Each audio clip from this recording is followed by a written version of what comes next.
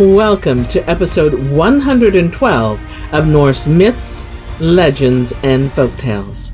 My name is MyLinda Butterworth, and today we have a short folktale about a husband who thinks he can care for the house better than his wife, and what happens when they swap jobs for the day, in the husband who was to mind the house. Once on a time there was a man so surly and cross, he never thought his wife did anything right in the house. So one evening, in haymaking time, he came home scolding and swearing and showing his teeth and making a dust. "Dear love, don't be so angry," said his good wife. "Tomorrow, let's change our work. I'll go out with the mowers and mow, and you shall mind the house at home." Yes, the husband thought that would do very well. He was quite willing, he said. So early the next morning, his good wife took a scythe over her neck and went out into the hayfield with the mowers and began to mow. But the man was to mind the house and do the work at home. First of all, he wanted to churn the butter. But when he had churned a while, he got thirsty, and he went down to the cellar to tap a barrel of ale. So just when he had knocked in the bung and was putting the tap into the cask, he heard overhead the pig coming into the kitchen. Then off he ran up the cellar steps with the tap in his hand as fast as he could.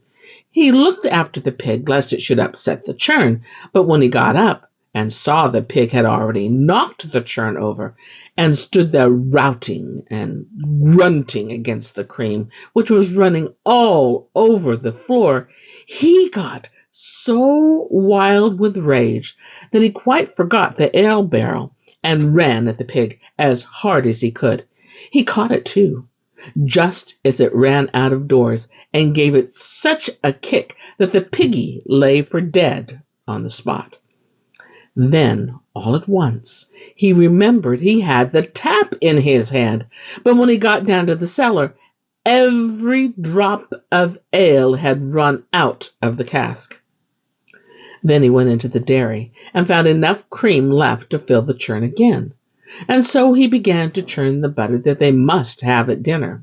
When he had churned a bit, he remembered their milking cow was still shut up in the byre, and hadn't had a bit to eat or a drop to drink all the morning, though the sun was high. Then, all at once, he thought was too far to take her down to the meadow, so he'd just get her up on the housetop. For the house, you must know, was thatched with sod, and a fine crop of grass was growing there.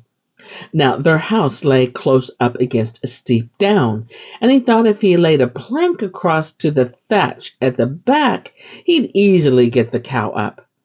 But still, he couldn't leave the churn, for there was his little babe crawling around on the floor, and if I leave it, he thought, the child is safe to upset it. So he put the churn on his back and went out with it. But then he thought he'd better first get water for the cow before he turned her out onto the thatch. So he took up a bucket to draw water out of the well, but as he stooped down at the well's brink, all the cream ran out of the churn over his shoulders and down into the well. Now it was near dinner time, and he hadn't even got the butter yet, so he thought he'd best boil the porridge and filled the pot with water and hung it over the fire. When he had done that, he thought the cow might fall off the thatch and break her legs or her neck, so he got up on the house to tie her up. One end of the rope he made fast to the cow's neck, and the other he slipped down the chimney and tied round his own thigh.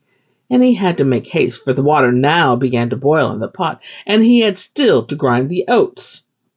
So he began to grind away, but while he was hard at it, down fell the cow off the house top after all. As she fell, she dragged the man up the chimney by the rope, and there he stuck fast. And as for the cow, she hung halfway down the wall, swinging between heaven and earth, for she could neither get down nor up. And now the good wife had waited 7 lengths and 7 breadths for her husband to come and call them home to dinner, but never a call did they have. At last she thought she'd waited long enough and went home. But when she got there and saw the cow hanging in such an ugly place, she ran up and cut the rope in two with her scythe. But as she did this, down came her husband out of the chimney, and so when the old dame came inside the kitchen, there she found him standing on his head in the porridge pot, the house a mess, and the baby crying. Had to get him back onto his feet. But she couldn't scold him yet, for his eyes and ears were full of porridge. So she washed his head, and was about to begin her scolding sermon, when he swore by the sun, the moon, and the stars, and all that was heaven, and then he shouted, "Stop your scrubbing, woman! You do more in one day than I in 7. He then straightened his shoulders and stated, "So as to not upset nature's order, I believe it best for you to take care of our home, and I will labor in the fields." The good wife just smiled, found some bread and cheese for dinner that night, and they agreed to never trade jobs again. And here is where I end my tale for today.